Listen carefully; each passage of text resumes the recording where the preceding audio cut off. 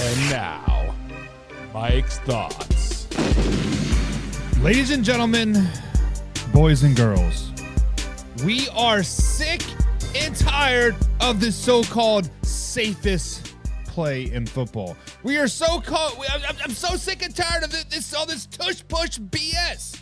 And look, I will admit this, minus the occasional broken leg, minus the occasional broken arm, or a pile-up injury, it is probably one of the safest plays in the NFL. It's a rugby scrum, not a trick play. Line up, low man wins, push forward, get your yard. Fine. I'm no problem with that. But here's where I have my problem. Here's the thing that drives me absolutely nuts about this tush push. The Philadelphia Eagles don't run it clean. They cheat every single time. You got false starts that never get flagged. You got linemen lining up offsides that never get flagged. You got centers nudging the ball forward and never gets flagged. And guess what?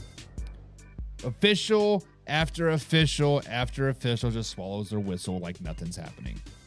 That's not innovative football. That's not taking advantage of that's taking the advantage of the fact that the referees don't want to be the bad guy to ruin this highlight of a play. Sean Payton said it himself this week. The Broncos are about to face the Philadelphia Eagles. He supports the play because it's safe, it's efficient, and it really is just a glorified quarterback sneak. He's not wrong. Go back to Bart Starr in the Ice Bowl. Same concept. But here's where he and I split.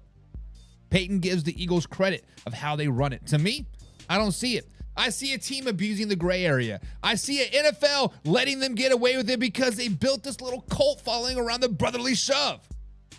And did you see what they did against the Bucs? They lined it up like it was tush push time. Tight formations, body sacks. Instead of driving Hurts forward, they pitched it to Saquon Barkley on a sweep for a touchdown. That's not even a play anymore. That's just window dressing. The Eagles are using repetition of the shove to bait defenses, and it works. Credit for creativity? Sure, why not? But don't act like you're reinventing football. So yeah, keep the push if you want, even if you say it's safe. But don't sit here and tell me that the Eagles are playing by the rules. They turn this into a loophole factory, false starts, offsides, moving the ball forward, and the little details that never get called. That's not football purity. That's game shit on steroids. Until the league actually enforces the rules, the Eagles are going to keep stealing first downs, one illegal nudge at a time. Cue that intro. Are you ready for the best damn NFL show on the planet? Man Hour Nation, rise up. Yeah, hey, let's go.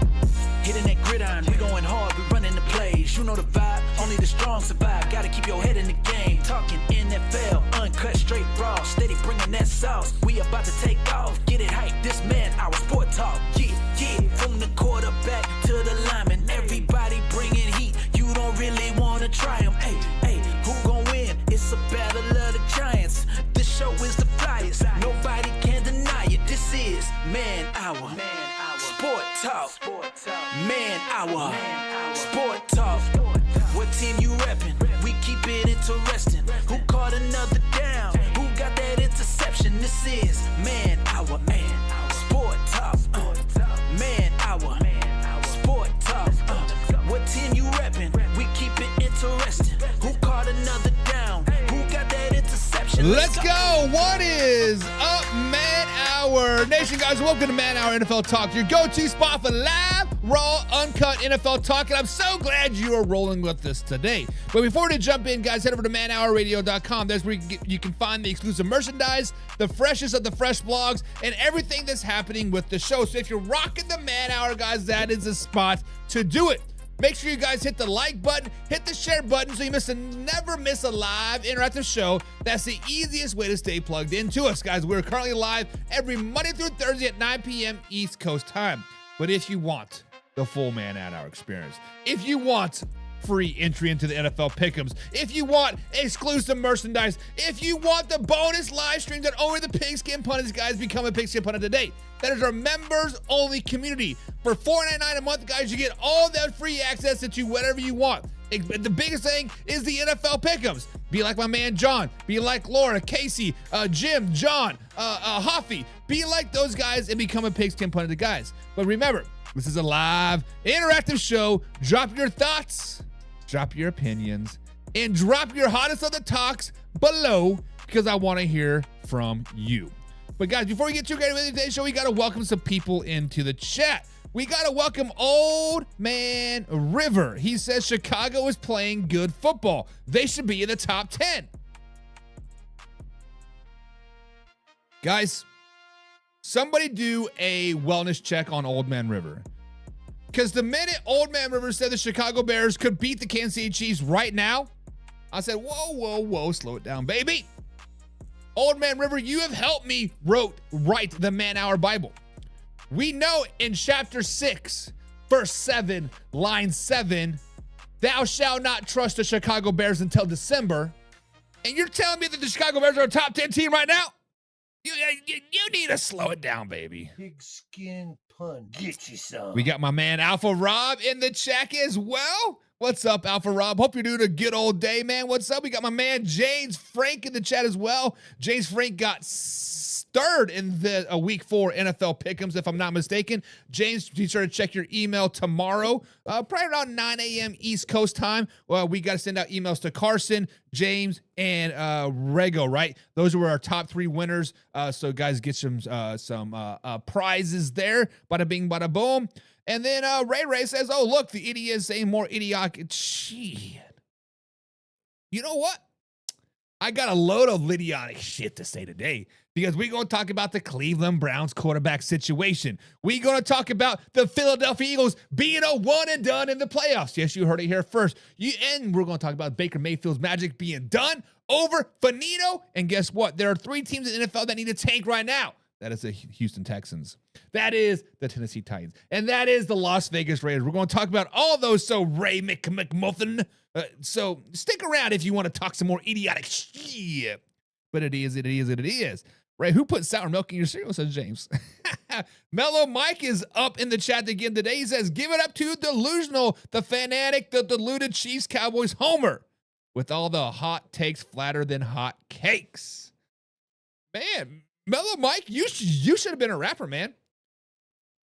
All the flatter hot takes, man. You put a hard beat and a snare on that, man.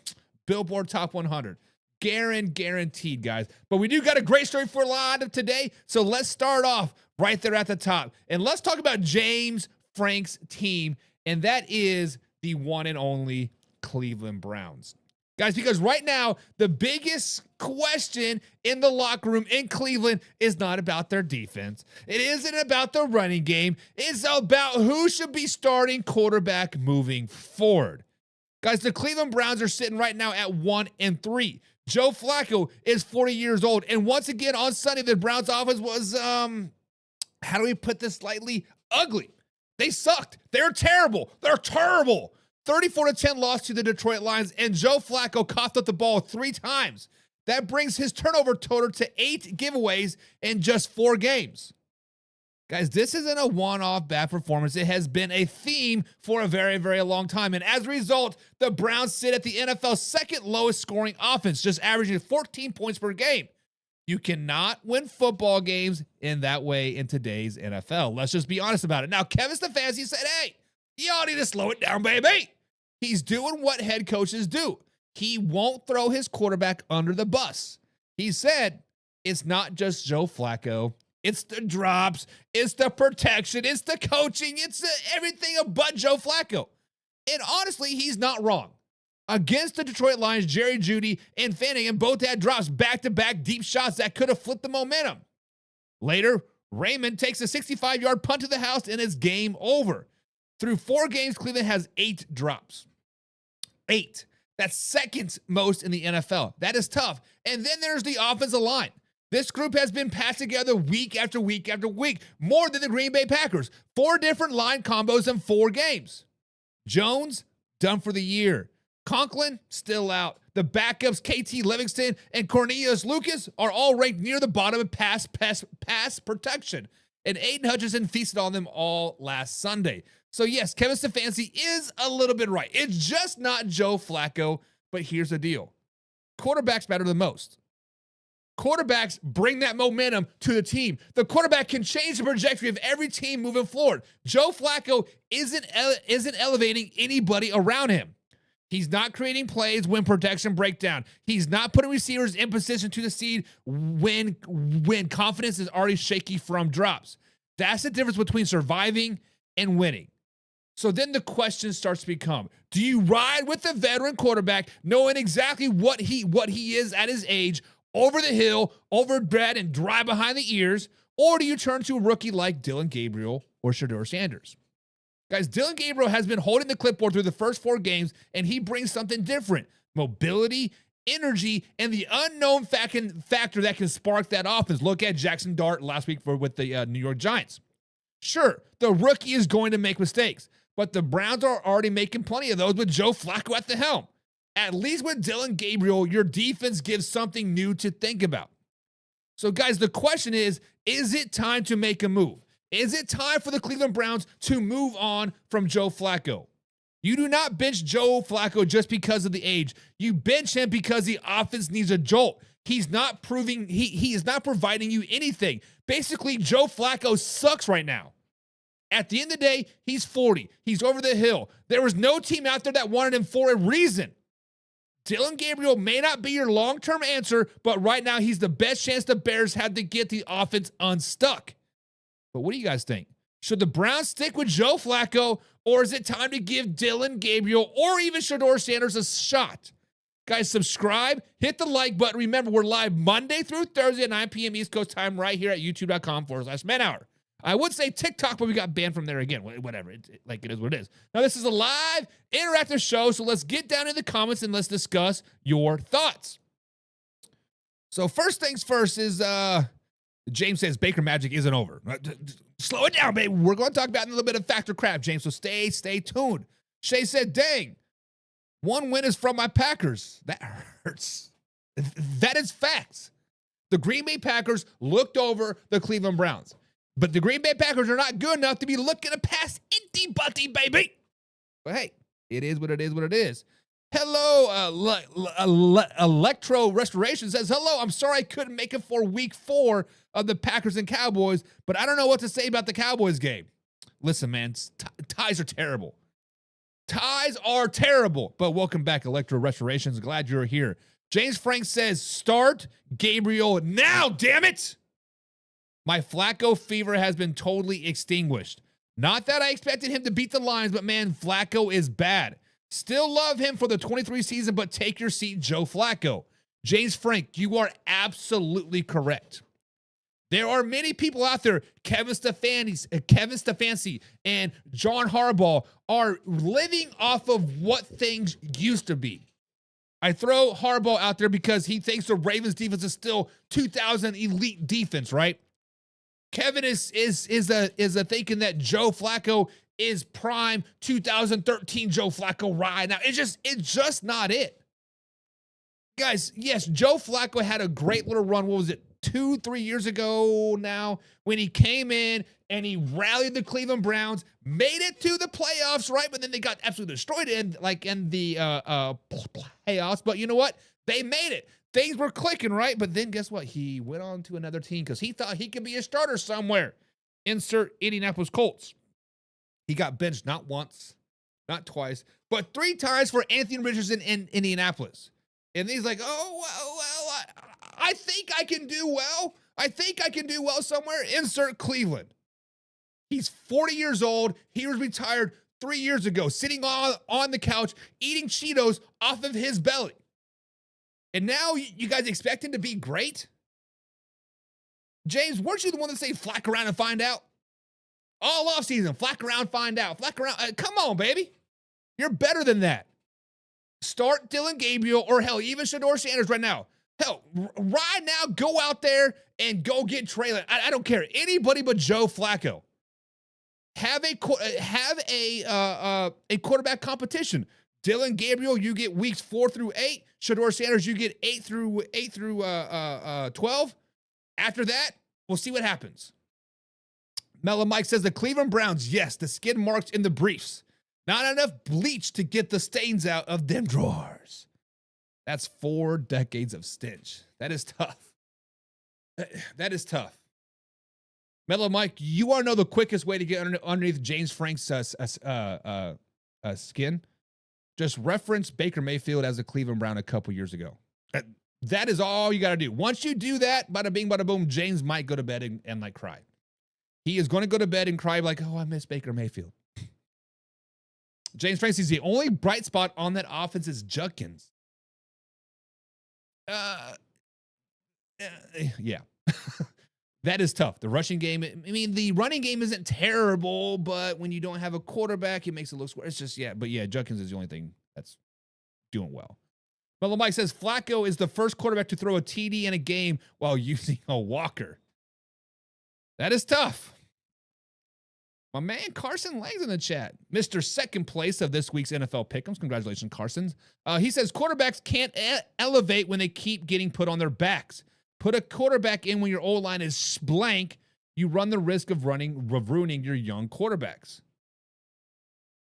So, Carson Lang, let me ask you this. Do you risk losing this whole season by playing Joe Flacco? Do you risk not knowing who your quarterback is going forward by playing Joe Flacco? Because let's just be honest. I was looking at the PFF stats for a team to make the playoffs this season. Guess what? The Browns have a 15% chance of making the playoffs. They have less than a 1% chance of winning the division. They have a less than 1% chance of winning a playoff game. So they're writing on the wall. They're not making a deep run. They're not even going to make the postseason. Hell, they'll be lucky to get 5 wins at this rate, like I told you guys back in June.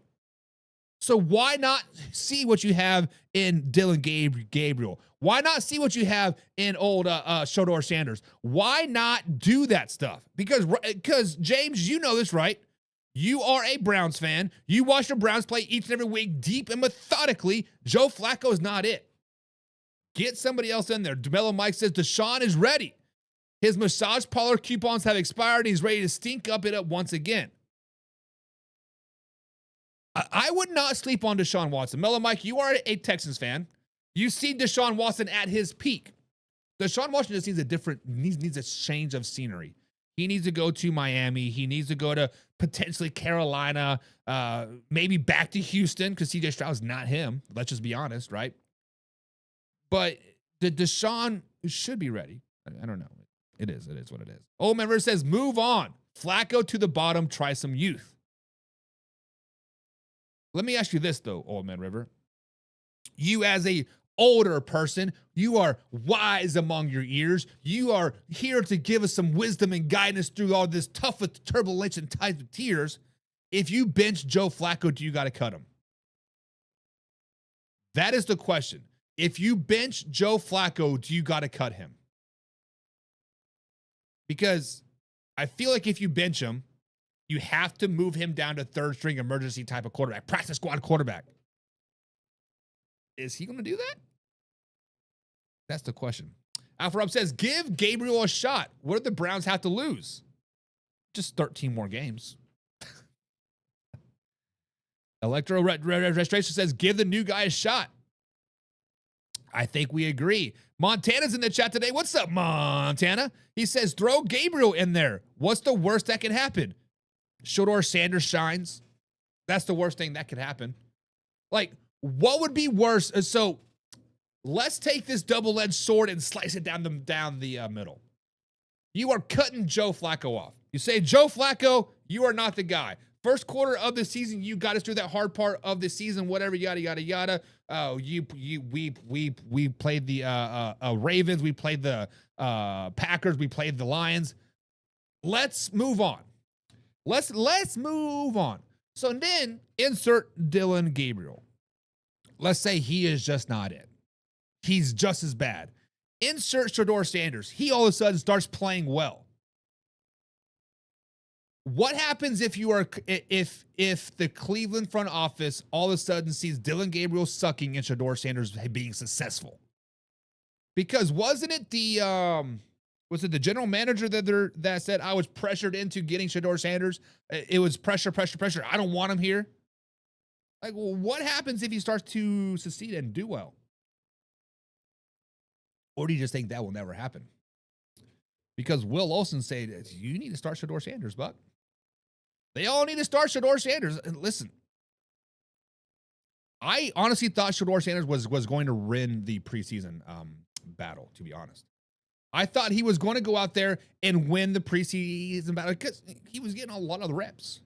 But I guess in preseason, when you get a lot of the reps, there's a reason, because you're not very good. I don't know. Mellow Mike says the Browns are worried about public pressure now.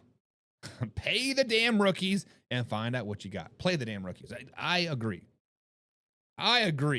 Shay's like, bright spot for Junkins. One more felony away from being a bright spot. From the pen, he says. Ugh. Didn't that felony get dropped? I don't know. I don't follow felony cases unless they're Javavion Clownies, right? No, who is that Panthers Hardy? That no, that's not him. It was the it's the Seattle Seahawks offensive lineman that strangled his girlfriend or wife unconscious. That's who need that to the Browns need. Mellow Mike says the Browns going to trade for Russell Wilson because they don't have enough bad quarterbacks. That is tough. However, I do hear through the rumor mills over there on the old X machine, right? That Russell Wilson will be on, quote, trade bait going forward. So the Giants want to move on from Russell Wilson. Who in their right mind would keep him? I just don't know. Shay, found not guilty, so not worried about it. Yeah, he was definitely not found not guilty or no charge was in place or whatever, right? Carson Slade says this season's already done for them. Get your old offensive line in order first. Offensive line is very, very key, right? Green Bay Packers fans, if you don't have a good offensive line, you get beat by the Cleveland Browns. If you don't have a good offensive line, you get 40-burgered by the Dallas Cowboys. You guys should have lost that game. Up 13-0, blocked PAT, taken to the house, 3-point swing, bada bing, bada boom. You should have lost that game. Let's just be honest. Packers are terrible. Shay says, agreed. Russ will be a Brown or a Bengal by the end of the season. I'm going to take it one step further. He's going to be a New Orleans Saints because the Browns are quarterback hell. Yes. The Bengals is where you go to get hurt, but the Saints is where you play halfway decent, but still get beat game after game after game. The Saints is where Russell Wilson might have a little bit of spark. I'm saying I could play another couple years because I'm with the Saints, and then you just get shuttered down because the Saints are arguably the worst football team in the NFL. Mellow Mike says Cleveland is dyslexic and in a physical form. Everything is backwards and reversed. That is true. That is true. Deshaun that we saw in 2019 is still the South Beach massage parlor with Robert Kraft. Hey, Deshaun down to Miami makes me like us a lot of sense. So don't get it twisted. Alpha Rob says Sanders couldn't play good enough versus guys who are not in the league anymore. And he thinks he can play versus starting defense. He also wasn't playing with starters on the offense either. So give him that credit, right? Give him that credit. Give him that credit. Mellow Mike says committing to Shedeur Sanders while still married to Watson's contract. Of course they will. It's the Browns thing to do. Electro says, as a Cowboys fan, I expected to lose that game versus the Green Bay Packers. I got very confused after they blocked PAT. That is true. It was a good game, though. Very, very good game. But guys, who do you think? Who do you think the starter should be in Cleveland moving forward? Joe Flacco, Dylan Gabriel, or Shedeur Sanders? We'll see. Moving on. And the Washington Commanders guys just dropped a tough one to the Atlanta Falcons, 34-27 over this last weekend. And when we talk about the Commanders, we need to be real. Guys, let's just be real about this. Now, it wasn't the fact that they were missing offensive starters that doomed them. No Jaden Daniels, no Scary Terry, no Noah Brown. Yes, all that hurts, right? All that hurts. But what really hurts the worst is their defense. Their defense could not get off the field. The defense couldn't stop the big plays. And if they don't clean it up fast, it's going to get really ugly, really quick in the nation's capital.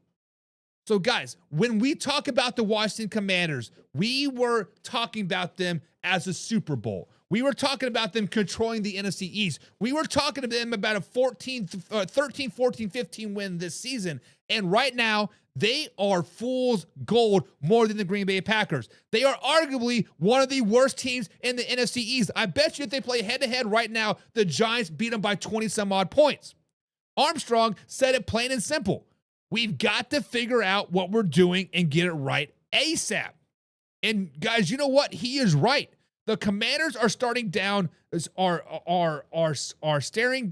6-week stretch against some of the best quarterbacks in football. Justin Herbert, Aaron Rodgers, Patrick Mahomes, and Jake Browning. We can throw it in there, but whatever.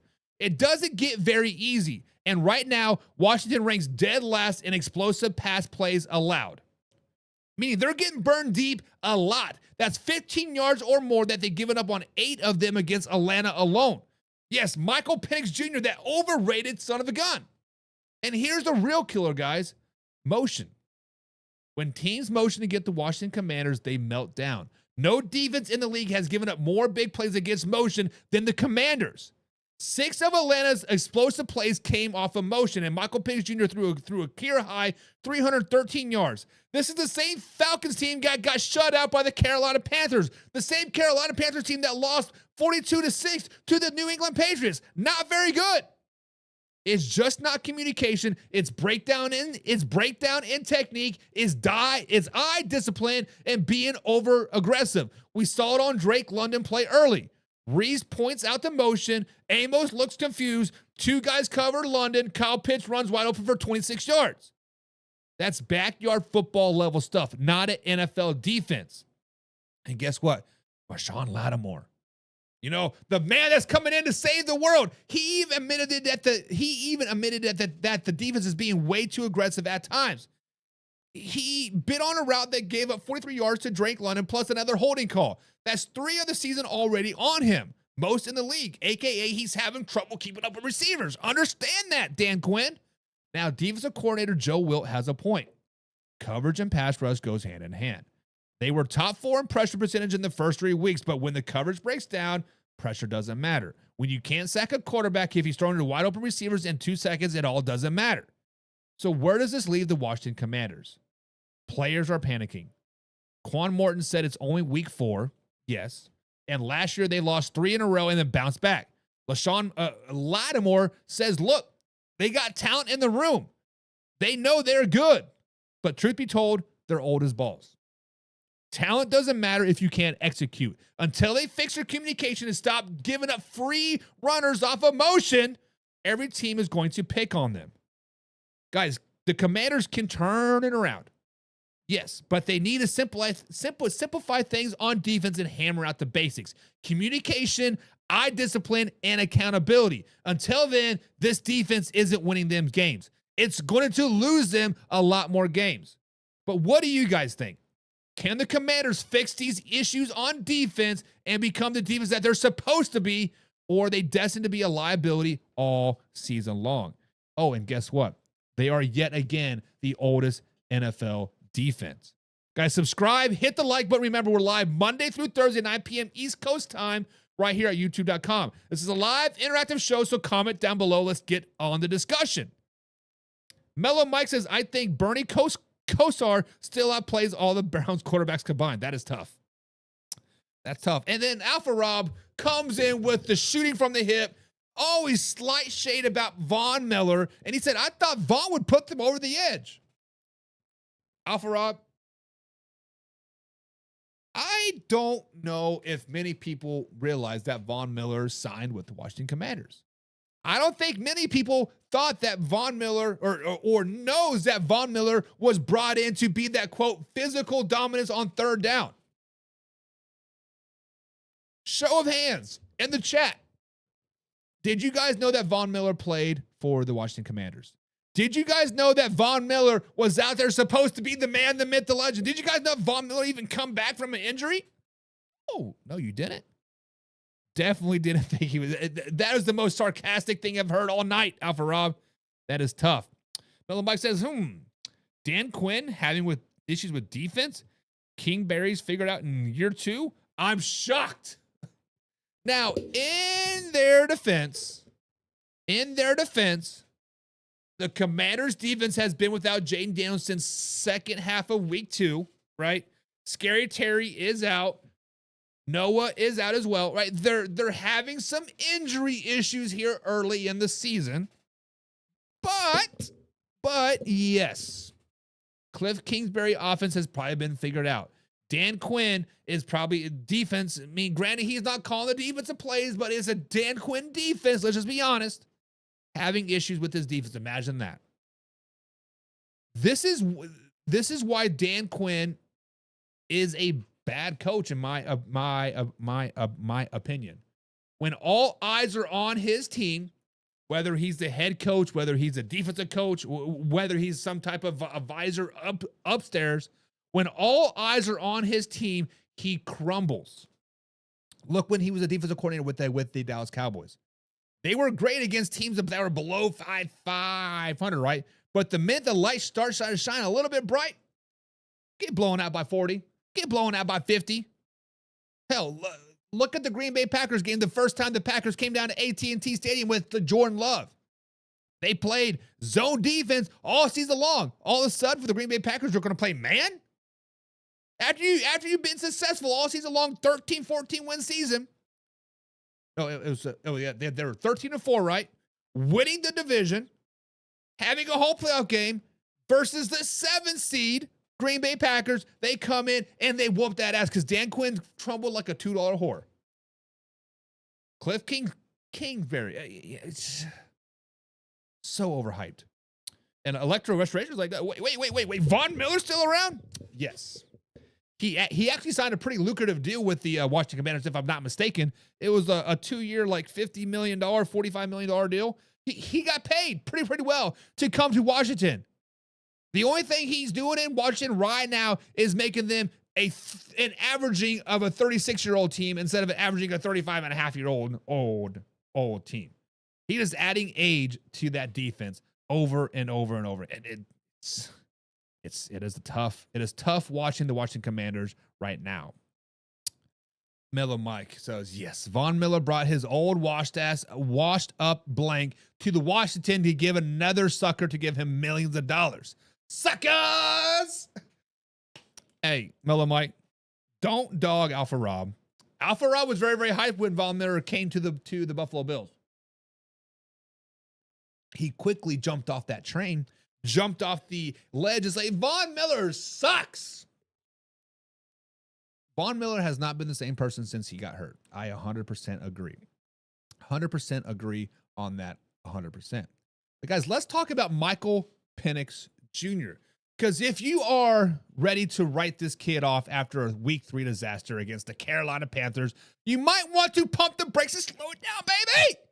Because just 1 week ago, actually 2 weeks ago now, Penix Jr. had one of the worst games of his career. 2 interceptions, including a pick 6, a QBR 12.5, second worst of the week, and the Falcons got shut out 30-0 by the division rival and arguably the worst team in the NFC or in the NFL, the Carolina Panthers.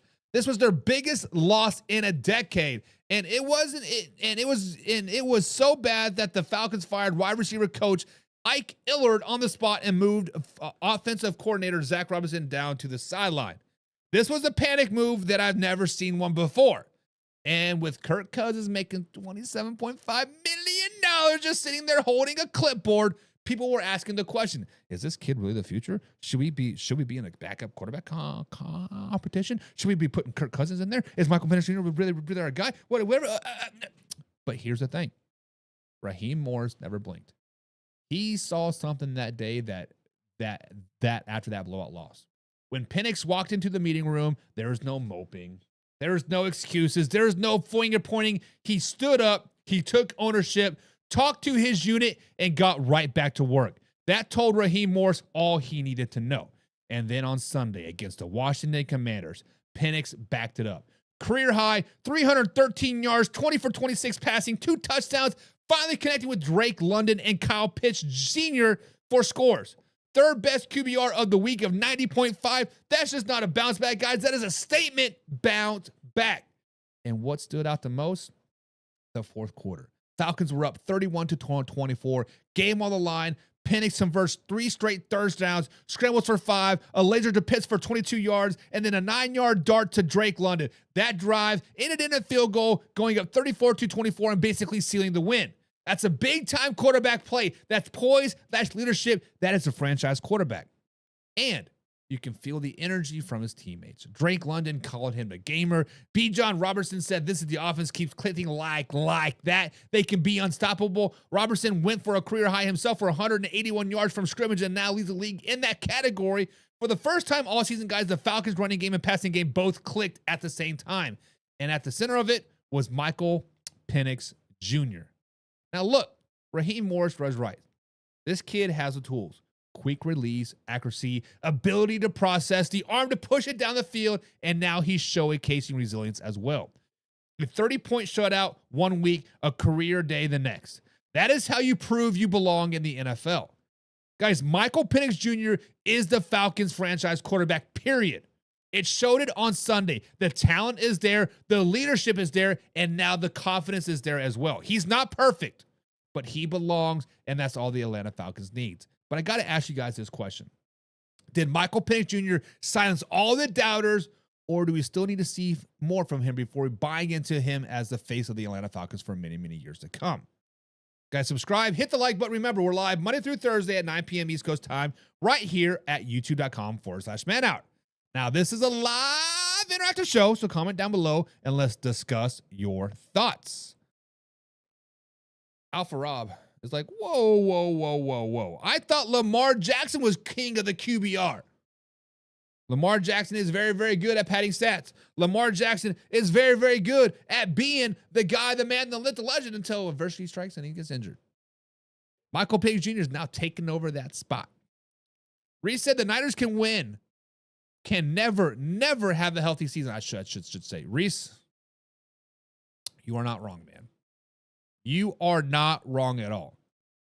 Matter of fact, guys, correct me if I'm wrong. Didn't we talk about the biggest what if in the NFL just a couple weeks ago? And what is that? 49ers.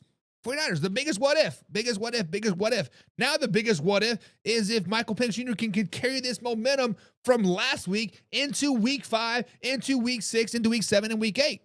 Then we might have another eyes on another prize over there. Lamar Jackson, your old news. Josh Allen, your old news. Patty Patrick Mahomes, your old news. Hello there, Michael Penix Jr. The best quarterback in the NFC South. Over Baker Mayfield. Over whoever the Saints quarterback is. Spencer Rattler. Bryce Young. Get out of here. This is my division. West Philly Black says Eagles are still undefeated and will repeat as Super Bowl champions. West Philly back.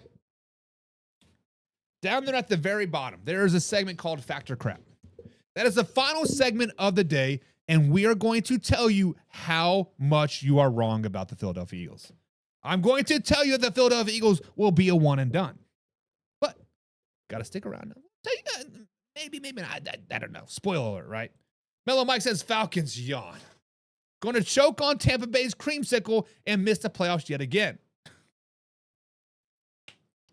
Let me ask you guys this question legitimately. Mellow Mike, Alpha Rob, Reese, West Philly Black, rest of the people that are in the chat. Do the Falcons have to make the playoffs this season for Raheem Morris to keep his job?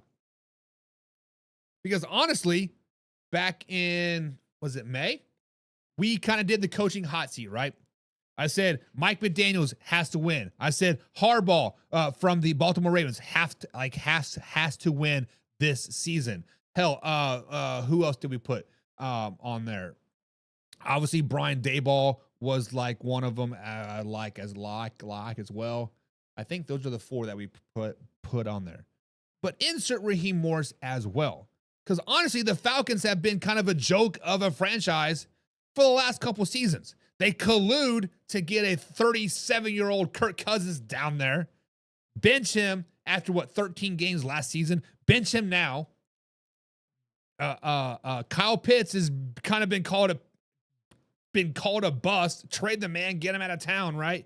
Drake London who, right? When we talk about top 15 receivers in the NFL, never mention Drake London's name. B. John Robinson has been the only bright spot on the Atlanta Falcons team in general. So do the Falcons have to win this season? That's the question. But Alpha Rob says, whoa, slow down. The Falcons are a couple years away. But is the ownership in Atlanta patient enough to be a couple years away? Because if you're a couple years away, that puts Penix in his 4th year. He's a second-year player now, fourth year. I believe he was a first-round pick, guys. Correct me if I'm wrong. So he will have 5 years on his rookie deal. So if they're a couple years away, say they're 3 years away from really being a good, great team. Now all of a sudden, Drake London's on his 2nd contract. Kyle Pitts is on his 2nd contract. Bijan Robinson is already on his 2nd deal. And you know those guys are going to want money. Those guys are going to get those dollar bills, y'all. And then we're in the San Francisco 49ers situation all over again. They got to win now. Electro Illustration says, "Now we come for the Eagles. We almost had you out." Meaning the Dallas Cowboys. I just slow down, baby. But hey, nobody else wants it. Wants what? The NFC South? Or just Raheem Morris? Alvaro says no. But win 8 or 9 games will be a good season for them, meaning the Atlanta Falcons. When we look at the Atlanta Falcons schedule moving forward, guys, they should 100% win more than 8 games. If they play and perform like they did against the Washington Commanders, they're sitting at 2-2 right now here on the season. They play the Buffalo Bills on Monday Night Football in a couple weeks, right? They're on their bye week. They're going to play Monday Night Football, the Buffalo Bills, and then they play the 49ers. Toss-up game, Sunday Night Football, right, at Kettle Light Stadium or Levi Strauss Stadium. But then they play the Dolphins, the Patriots, the Panthers, the Saints, the Jets, and the Saints. So those are 6 easy wins they should win. So, yeah, 8 or 9 is probably right where they should be, honestly. And 9 wins might get you into the NFC playoffs. Let's just be honest about that. So, sheesh. Mellow Mike says, Arthur Blank hands me a blank check. I'll bring back the old dirty birds of old. Do it, baby. DMV or whatever it was, right? Because you had Mike Vick, Warwick Dunn, and who was the fullback? I can't remember who the fullback was, the other running back. But yeah, it was great. But you know what else is great? DK Metcalf and Aaron Rodgers. You guys know what else is on top of the AFC? Aaron Rodgers and DK Metcalf. You know who is leading the AFC North? The Pittsburgh Steelers. Because the guys, we have just witnessed the official rival of Aaron Rodgers and the DK Metcalf connection, baby. Steelers fans have been waiting for this since the offseason. We've seen flashes of it. We've seen a big play here. We've seen a big play there. But nothing has screamed game changer. That all changed overseas in Germany on Sunday. 2nd quarter, Aaron Rodgers drops back. Hits DK Metcalf on a post route right inside, and DK Metcalf takes it 80 yards to the house, baby. Not just a touchdown. It was the longest touchdown from scrimmage in international game history, according to Next Gen Stats. Metcalf hit 21.2 miles an hour on the run. That's just not fast. That's fast. That is Ferrari fast. That is let me jump out my Ford Ranger and Ranger danger fast, baby. DK Metcalf finished with 5 catches on 5 targets and 126 yards and a touchdown. 4 of those came in the first half, where he put up 122 yards. The best half of football his entire career. 7 years in the league, and he just had one of the most dominant 30 minutes in a Steelers uniform. That's just not a breakout game. That is sending a message to the rest of the NFL. This duo is the real deal. You better shut them down early and often, or they're going to do this. Now, you don't pull up plays without help like that, right? Calvin Austin threw a key downfield, and Metcalf himself gave credit to the offensive line and even the defense for giving him opportunities. That's exactly the point. This wasn't just a DK being DK. This was a team effort finally clicking. Guys, the Pittsburgh Steelers are finally clicking. And let's give credit where credit is due. Aaron freaking Rodgers. This guy is locked in and throwing over the middle of the field. The first 2 weeks, he's averaging under 7 yards per attempt in that area. The last 2 weeks, he's completed 17 of 21 for 10 yards per attempt. That's efficiency. That's trust. And that's how you unlock DK Metcalf. Oh, and while the spotlight's on DK, do not forget about Kenneth Gainwell. With Jalen Warren sideline, Gainwell stepped up and rushed for 99 yards, 2 touchdowns, and another 35 yards receiving. That's balance. That's the kind of 1-2 punch that Pittsburgh has been desperate for. Establish a run so Aaron Rodgers and DK Metcalf can bombs away. Mike Tomlin even said it himself. We didn't go get DK not to get him the ball. And finally, the Steelers showed what they look like. A balanced attack, a quarterback in rhythm, and a superstar wideout who looked every bit like an all-pro weapon that he used to be. And oh, by the way, the defense stepped up as well. Guys, this is a recipe. Aaron Rodgers plus Metcalf plus a ground game. You don't need to overthink offensive identity if you can protect Aaron Rodgers, keep DK Metcalf fed, and run the ball efficiently. The Steelers can going to win. They are going to win a lot of games. They're going to win the AFC North. They're going to win several playoff games, and they might go to the AFC or go to the Super Bowl. But what do you guys think? Did we just watch the birth of Aaron Rodgers and DK Metcalf era in Pittsburgh? Or is this just a one game in a long season? Guys, subscribe, hit the like button. Remember, live Monday through Thursday at 9 p.m. East Coast time right here at youtube.com/manhour. Now, this is a live interactive show, so comment down below. I want to hear what you guys think. Electro. Slow it down, baby. Old man Rodgers and them will fall. Mike, my words, yo. He says, let me spell it out there, guys, for people that don't know what electro restrictions is saying. He's basically saying, look, Aaron Rodgers is 40-some odd years old. He says, look, DK Metcalf is kind of overrated. Let's just be honest. They played a not so good Minnesota Vikings team. They played a not so good overseas opponent. They are playing above their competition, which is great, but their competition sucks right now. That means the Steelers are not playing down. They're playing what they got to do. However, the Steelers play a tougher schedule toward the end of the season. Right now, they got a pretty much of a cakewalk. Let's just be honest. When you play the Minnesota Vikings, that's a guaranteed win. When you play the New England Patriots, that's pretty much a guaranteed win. When you play the New York Football Jets, that's pretty much a guaranteed win. And oh, by the way, they play the Browns, the Bengals again, the Ravens, the Dolphins, and the Browns and the Ravens to end the season. There's a lot of wins coming up on their schedule. Now, they do play the Buffalo Bills. Let's not get it twisted. They do play the Detroit Lions. Let's not get it twisted. And yes, the Ravens will still kind of bounce back a little bit. But listen, this is a 12-13 win team based on their easy-ass schedule. And oh, by the way, they play the Green Bay Packers on Sunday Night Football. Another easy dub because the Packers are overrated. But Mellow Mike says, new flash, the Bird Lady ain't the only one crooked in Atlanta. Blank been collecting season tickets payments for nothing since Jamal Anderson and Dan Leaves left. That's tough, but true. Rob says, fuck. Just slow it down, baby. Slow it down, baby. Listen, Alpha Rob saying, yes, Buck, you are correct. They are going to probably win the AFC North. Yes, Buck, they're probably going to win a playoff game. But Super Bowl? We talking about Super Bowl? You need to slow it down, baby, because that is not going to happen. And Milo Mike says, Steelers, wake up.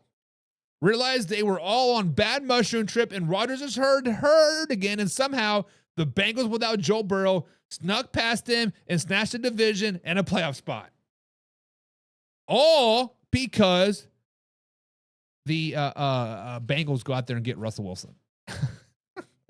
that would shake up the NFL landscape. That would so make me mad. So make me mad. Alpha Rob says they can't beat the Kansas City Chiefs or the Buffalo because the Rodgers Mac of mobility. Good thing for them that they wouldn't have to play the Kansas City Chiefs or the Buffalo Bills. Because I think the Chiefs will so let's start off at the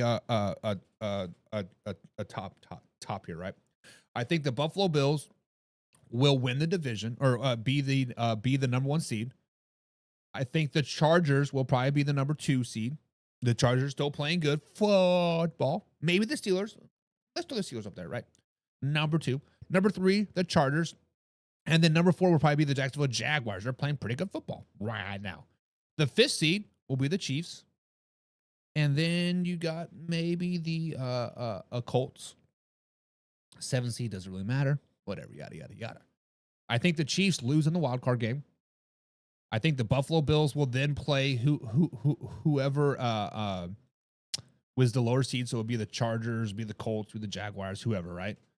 And then y'all are going to lose to the Colts. It's going to be a Colts-Steelers matchup. I'm just playing. I'm just playing. 3-1-3. Kurt says Kirby Joseph is Aaron Rodgers' father. When did the Lions play? The week of Christmas. We will see if a Kirby Joseph is in fact Aaron Rodgers' father. Just tune in, guys, next time to see the DNA results. But guys, it is time for a little thing we like to call Overreaction Tuesday.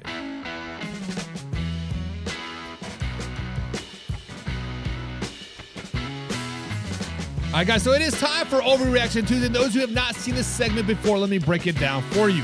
Here's the deal. I'm going to throw some hot takes, some bold statements, and intense reaction to something going on and around the NFL world. And it is up for us to decide. Is it an overreaction or is Buck actually spot on? If you think it's an overreaction, call it out. Say, hey, whoa, slow it down, baby. That's a little bit too much. It's all about dialing it back, seeing things with a little bit more perspective. But if you think it's actually legit and we're going to roll with it, we'll see what you know what, Buck? That's not an overreaction. And that's reality, and here's why. So, guys, we're going to throw out some of the big takes and see if we're jumping on the gun or if the hype is real. Let's be ready to dive in and see what we're reacting over to today.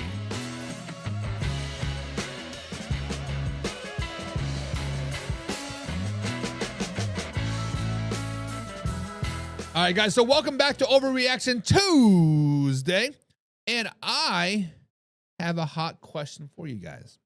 I have a hot question, and potentially am I overreacting, or do we need to slow it down a little bit? Because right now, after the first 4 games of the NFL season, the Houston Texans are sitting at 1-3. Their lone win coming from arguably the worst team in the NFL, the Tennessee Titans. So, guys, the question is this. Should the Texans tank the rest of the season? Ooh, Mellow Mike, how you feel about that? Guys, when we see projections, when we see chances, and we see this and this and this, guys, the Texans right now have a less than 1% chance of making the Super Bowl. According to playoff status, Houston's postseason probabilities are minimum. Meanwhile, reports are saying that they even have an 8% shots of even making the divisional playoffs.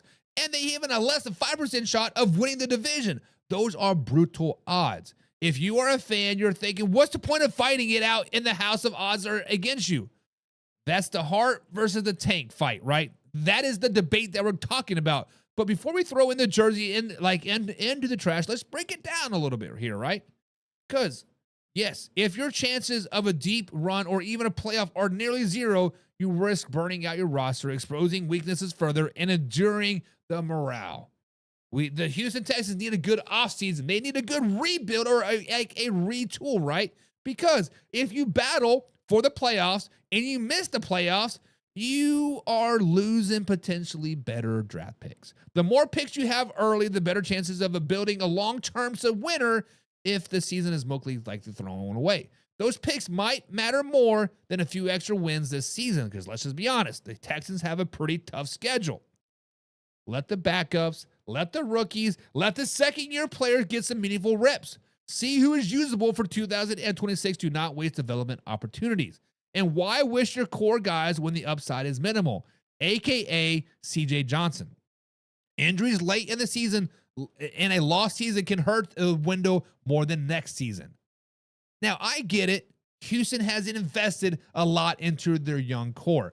I understand the fans, the ownership, the media expect the growth not to surrender. Tanking can sour faith, reputation, and the hiring momentum. Now, the AFC South is volatile. Even with the mediocre record, sometimes a divisional winner who shows up might still sneak it in, a.k.a. 7-8 wins might win the division still this season. However, teams that embrace giving up often lose swagger, buy-in, and faith. Building a losing culture is dangerous. Football is a very variant heavy sport. A few bounces, 1 or 2 close wins, and you're back into the mix. Abandoning now gives up all that possibility. The contract, the coaching structure, and the cap investment are all there. Sometimes fighting perspective, opinions for trades, flexibility, and division making later in the year. Now, given how these postseason and Super Bowl odds are, I get why tank is tempting for the Houston Texans. But I do not think that the Houston Texans should fully tank yet. I walk the line very finely. I'm going to waffle around. But the truth of the matter is, guys, the Houston Texans have been overachieving for the last 2 seasons.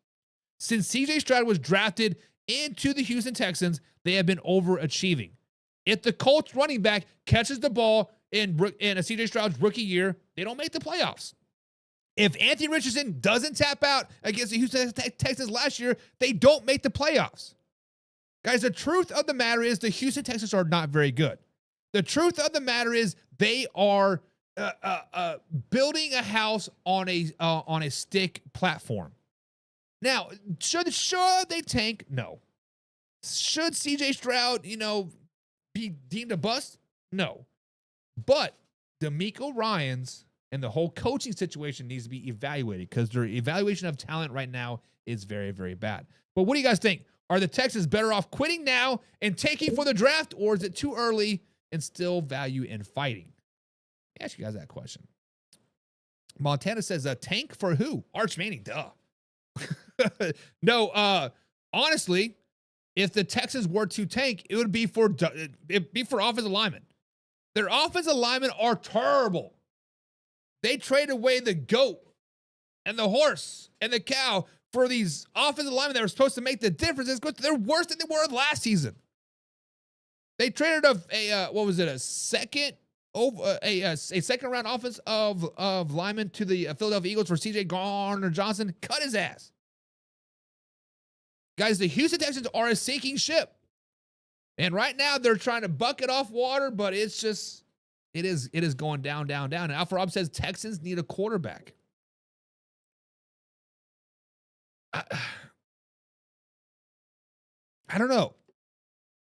C.J. Stroud seems to be pliable, but he now, obviously, I was very hard on C.J. Stroud last year when he got when he was on film crying after Tank Dell broke his leg. Like he just lost, like he is walking around crying like he just lost his best friend and would never see him again. Ever since that point, was that Christmas Day, C.J. Stroud has not been the same quarterback. It almost like he's playing with fear. He's afraid to get hurt. And like when you are afraid to get hurt, when you start playing with fear, that's when you kind of got exposed a little bit. Well, Mike says Buck getting hot takes from the Raging Hot Boxing. Colts are flukes. Jaguars choke more than a $2 corner with a gag reflex, and the Texans win the crappy division. Pause. Mellow Mike, weren't you here yesterday when we said the Jaguars have arguably one of the best defenses in the NFL? They are the only team with multiple takeaways the first 4 weeks of the NFL season ever. The Jaguars defense is no fluke. The Colts defense is a little bit of fluke, a little bit of fool's gold, but they got Denny Dimes, baby. They got Indiana Jones doing his thing. They were injured a little bit last week. They got exposed a little bit last week, but you know what? The Texans are the biggest choke artists of them all. Even if the Texans make it to the playoffs somehow, some way, they're going to get blown out by the Baltimore Ravens yet again. Like, why not? Just keep the tradition up. Montana's like, this is a terrible draft class.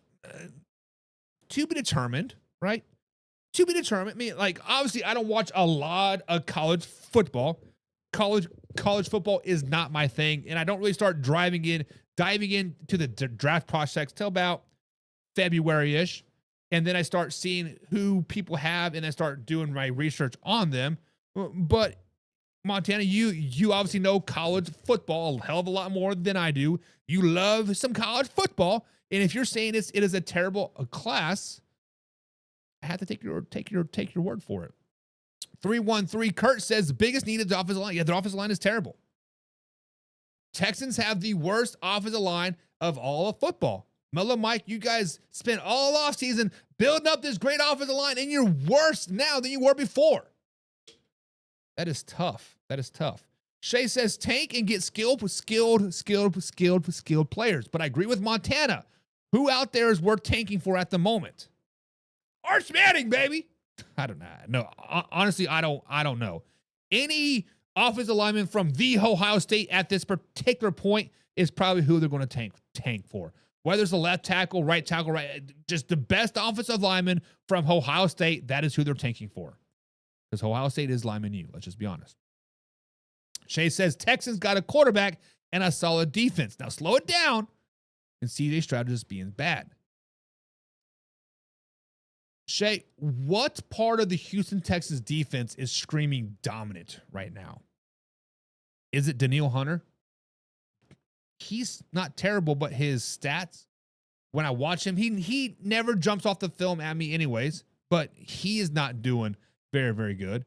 Will Anderson Jr., not very good right now. Who else do they got? Derek Singletary, didn't he just give up the touchdown pass to the Buccaneers to like lose that game? Who that's got? They got Alshire, pretty much over the hill. Nobody on the Houston Texans defense right now scares me. Not at all. Send them to other teams. Well, Mike says, what, we overachieved? No. The rest of the division just sucks. It ain't our fault. True. However, Mellow Mike, let's flash back to last season. When I said the Denver Broncos shouldn't make the playoffs because all they're doing is hurting their draft capital. What are they now? They're an average team. Chargers, same. I mean, the Chargers are a little bit different, but they shouldn't have made the playoffs either. But it is what it is. Mellow Mike says, Buck, he's afraid. Watch the hits he took last week and he gets up. Well, just because you are taking hits doesn't mean you are afraid. He is taking hits because he is afraid. He's afraid to get outside the pocket. CJ Stroud is a wounded dog right now, and he's limping home. He's getting ready to call his mommy. Mommy, come help me. It's getting a little tough here. Come save me. Just man up, buddy. Man up. Alpha Rob says, other words, the coach needs to slap him and tell him to wake up. Same thing with the coach. Wake up, buddy. What? Guess what? Mellow Mike says, Texans have allowed fewest points in the NFL through the first 4 games of the 5th lowest points in the NFL history. We got Dilver than this baby.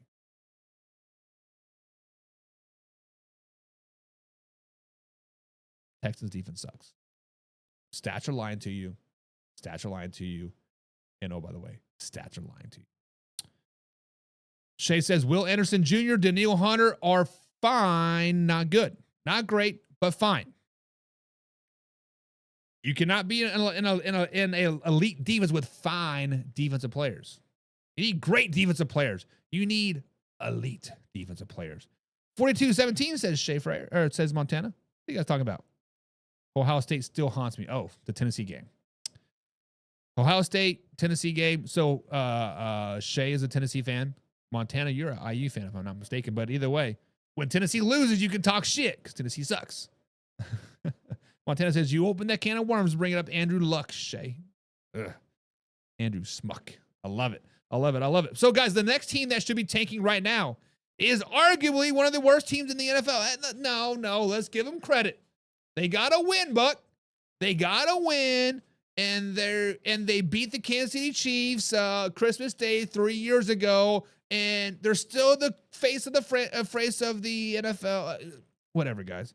So, guys, should the Las Vegas Raiders tank the rest of the season? Guys, right now they have 11% chance to make the playoffs.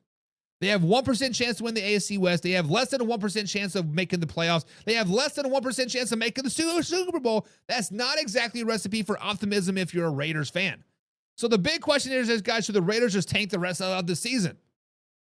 Guys, let's just be honest. The Raiders can tank, and they'll end up being a 9-win team. If the Raiders try to win, they'll be a 2-win team. Guys, 11% is not zero. They are better positioned than the Houston Texans are at their particular moment to make the playoffs. In a few games swing their way, they can be in the wild card mix. Antonio, or not Antonio Pierce. I was going to say Antonio Pierce. Coach, can't think of his name right now. Yeah, old man has been hammering identity and toughness since he took over the head coaching job in Vegas. Tanking undercuts that, right? If he's a coach for your future, he can't send the locker room messages given and unacceptable. Don't waste your time. Don't waste your time. Don't waste your time. Pete Carroll, thank you. This is Las Vegas. The pressure is to be competitive. Win a Super Bowl and win a Super Bowl and win a Super Bowl. Guys, honestly, while the playoff odds are not promising for the Las Vegas Raiders, the Raiders cannot afford a tank right now. Let's just be honest. They have just enough talent to be competitive. They have just enough talent to be a 7-win team. They have just enough talent to get a mid-quarterback pick that they reached for in the first round, a.k.a. Arch Manning. Now, if we hit week 12, week 13, we're talking about a completely different race. Sure, shift the focus, give the run guys more reps, position yourself for draft capital, but right now the Raiders need to fight. They need a fight so they can get 6 wins. They can potentially beat the Kansas City Chiefs, and everything will be great. But guys, what do you guys think? Should the Raiders tank? Yes. It's time for Factor Crap. Carroll doesn't have time to tank. Not wrong.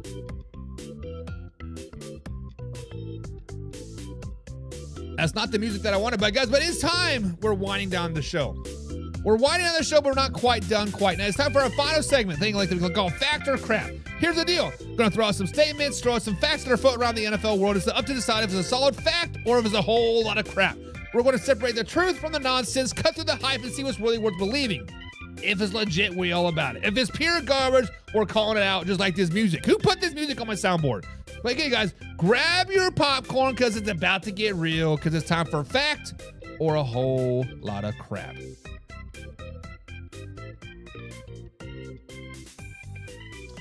All right, guys, so here we go. It is time for Factor Crap. And today's hot statement, guys, is Factor Crap, guys. Will the Philadelphia Eagles be a one and done in the playoffs? Now, there are a lot of warning signs in Philadelphia land right now. Let's start with the concerns because they are real. Against the Tampa Bay Buccaneers, guys, the Philadelphia Eagles nearly collapsed after a holding 24-3 lead over the Tampa Bay Buccaneers. Yes, the Buccaneers did crawl back thanks to 2 monster touchdown passes from Baker freaking Mayfield, 77 yards and a 72-yarder. But those were the 2 longest plays the Eagles have given up since Vic Fangio took over the defensive coordinator. That's not a good look. Let's just be honest. The offense didn't help either.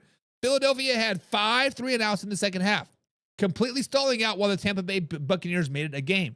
Jalen Hurts was a tale of 2 halves as well. In the first half, he shredded the blitz. 8 for 9, 56 yards, and 2 touchdowns against the blitz. But in the second half, 0 for 8.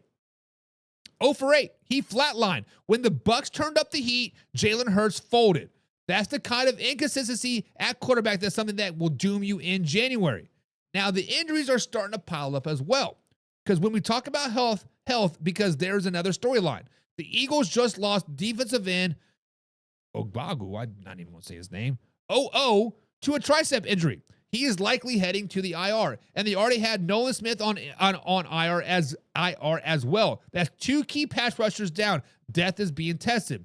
When this defense relies on pressure, when guys like Orawako and Smith are missing, it forces their backups like Jalen Hunt, Josh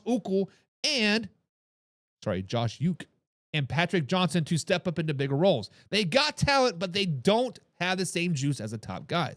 But then there's the other side of the coin. Even with the flaws, this is still one of the most talented rosters in football. Vic Fangio's scheme has proven it can keep Philly at or near the top of all defensive rankings year in and year out. The offense has playmakers everywhere. A.J. Brown, Devontae Smith, Dallas Goedert. And Hurts, even with the hiccups, is still one of the most dynamic quarterbacks in the league when he is on his game. And remember, they are still undefeated. The problems we're pointing to at showing up while he's still winning games. That's mark of a contender that can adjust and improve before the postseason. But remember, the last time the Philadelphia Eagles went to the Super Bowl, started 11-0, lost in the wild card. But guys, Factor Crap. Are the Eagles a one and done in this year's playoffs? Guys, I have to say crap. Yes, they got issues. They big plays allowed, inconsistency on offense, injuries stacking up, but this team is too deep, too experienced, and too well coached to be bowed down immediately in January. They'll win at least one playoff game, and if they get healthier, they'll still be right there in the NFC mix. But what do you guys think? Fact or crap? Are the Eagles built to survive in January, or will the Falls finally catch up to them in the first round? Comment down below with your take. And remember, hit the subscribe button, hit the like button. We're live Monday through Thursday at 9 p.m. East Coast time right here at Man Hour, or youtube.com/Man Hour. Now, this is a live interactive show. Let's get down to it. Mellow Mike says, Buck, I'm going to be here when Mahomes gets locked down week 14. Chiefs versus Texans. We'll see about that. Shea says, let me clear my throat. Let me clear my throat and let me get my megaphone out and say, Crap, Buck. It's a whole lot of crap. Shea, you're not wrong, buddy. You are not wrong. Because when you look at the NFC, they are very, very top-loaded. You got the Lions. You got the Eagles. We used to have the Commanders. But beyond the Eagles and the Lions, who do you really got? Are you putting stock in the 49ers to upset them? Are you putting stock in the Rams to upset them? Are you putting stock into the Packers to upset them? Are you putting stock into the Dallas Cowboys to upset them? Are you putting stock into somebody else? The NFC is Eagles and Lions up here, everybody else. That does not scream a first-round exit to me. Yes, the Buccaneers own the Eagles in the playoffs. Yes, the Eagles have been known to overlook opponents in the playoffs. But let's just be honest. He says, cannot count out the likes of Jalen and Shaquan. A.J. Brown may be a cancer that needs to be taken care of. Won't be one and done. But won't win in the divisional round either. So basically, Shea is saying, hey, they are not going to get the first overall seed. They will win a wild card game, but they're not going to go past the divisional round. Shea, if they get the number one overall seed, which all indications point that they will get the number one overall seed, they will lose in the divisional round. That is classified as a one and done. Ask the Detroit Lions from last year. Too soon? But facts are facts. There will be a one and done. Electro Restoration says, I'm going to be here when the Cowboys beat the Eagles. Be here, baby. Be here. Matt, be here every day, Electro Restoration. And Shay says the Packers are going to beat them. Good Lord. Shay, weren't you here yesterday when I said the Green Bay Packers won't even make the playoffs at this rate? Didn't I tell you that the Green Bay Packers were not even going to make the playoffs at this rate, Shay? So to say the Green Bay Packers are going to beat the Philadelphia Eagles in the playoffs, go to your room. Turn around, go to the corner, and think about what you just said. It's a false statement. But Montana says, whoa, slow down, baby. The Rams will win the NFC. Yes, the Rams will win the NFC West, Montana. Yes, the Rams will make a mockery of the NFC West. Yes, right now we're sitting at what? We have, is it 3 teams sitting at 3-1 in the NFC West right now? And then the Arizona Cardinals are 2-2. People are saying the NFC West is the best division in football. And fool's gold, baby. Fool's gold. But yes, I do like the Rams because actually Montana, the Rams were my Super Bowl pick this year. So I do agree with you on that. Let's hit the ball again, baby. The pack is back. Bye week is going to get us right into the bottom of the division, right back in mainstream news because of you guys are going to get some felonies happening. Jordan Love is going to punch his baby mama. Josh Jacobs is going to go on a banana boat. Just come on now. Come on. You need to slow it down, baby. But guys, the Buccaneers almost pulled off yet another comeback. Almost pulled off another comeback. It was a story out of mixed mistakes and flashes of brilliance. The defense gave up 2 shovel passes to the Dallas Goedert and then allowed a block punt return for a touchdown. The second block punt they have allowed this season. And then add to that, Bucky Irvin fumbled a first quarter interception from Baker Mayfield as well. And the Tampa Bay was in a hole early. But Mayfield didn't go down without a fight. He delivered a 77-yard strike to rookie Ibuka from the Ohio State, if I'm not mistaken. Keeps plays alive with his legs and once again showed that he is competitive fire late in the games. Even in a loss, he is still battling. But right now, guys, we got to ask the question. Fact or crap? Is Baker Mayfield late season game or late game magic done? What's working right now for Baker Mayfield is his mobility and his leadership. The scramble against the Philadelphia Eagles where he dodged defenders and somehow moved the chains was vintage Baker Mayfield. And his deep ball is still connecting, especially with Ibuka. He was also active this week despite dealing with a bicep injury, showing his toughness and ability and availability. But the problems are glaring as well. The turnovers are killers, and the second half offense keeps stalling. Special teams have been a disaster with block kicks and shanked punts costing them points. And Mayfield's inconsistency from one half to the next has raised real questions about whether this magic can last through a full season. So, guys, here's the question. Is the Baker Mayfield magic done? Fact or crap? Guys, this is 100% crap. The magic isn't done. Yes, mistakes are piling up. Yes, the shine isn't as bright as it was last season, but the toughness, the scrambling, and the ability to make big plays is still there. Baker Mayfield is a top 5 quarterback in the NFL for a reason. Baker Mayfield might win the MVP this year for that reason. Guys, Baker Mayfield is the man, the myth, the legend. Ever since Baker Mayfield walked up to the Kansas Jayhawks, jacked off in their faces, he has been a shrine above my mantle for the last 20 some odd years. Guys, Baker Mayfield is him. Baker Mayfield is that guy. He will have the late game magic here on out. He will be the late game guy. I can't remember who, is it Tom Brady that has the most fourth quarter comeback wins ever or something like that? Baker Mayfield is about to take that crown and put it firmly on his head because Baker Mayfield is him.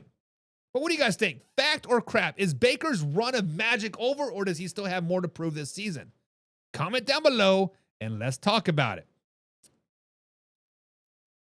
Shay says, crap. Baker got that dog in him. You can't coach that. You cannot coach dog. You're right, Shay. You cannot coach dog, but you can coach good play calling. And the Buccaneers in late games are doing very, very good play calling. So you got to do that well. Wes is in the chat, says Baker is that dude. So he's saying crap as well. Electro Restoration says crap. Baker can cook when he's hungry. And honestly, that's my biggest downfall. Like that is why I've been so, I guess, hesitant of buying into the whole Baker Mayfield thing is because at the end of the game, when Baker Mayfield is out there slinging it, doing his thing, he is arguably a top 5 quarterback in the NFL. But in the first half, we just kind of passive aggressive, kind of like, yeah, whatever. Like it is what it's like. That's got to knock him down a little bit. When Baker Mayfield jumps up in your face and starts running his mouth and talking that shit, that is when he is a dog. But when he's passive aggressive, he's just another mediocre quarterback. Let's just be honest. Shay says Baker is what every coach wants on his team: hungry, fearless, and a leader. He is that in the fourth quarter, 100%. That is him. Montana says if only Baker was on the Browns, they'd be decent. It's almost like they should have like drafted him or like something, right? I don't know, but like that would be a good idea. And Wes says the Saints should go out there and get Baker Mayfield. Wes, what you don't know is that the New Orleans Saints are going to go out there and trade Alvin Kamara to the Kansas City Chiefs for a 3rd round pick, maybe fourth round pick.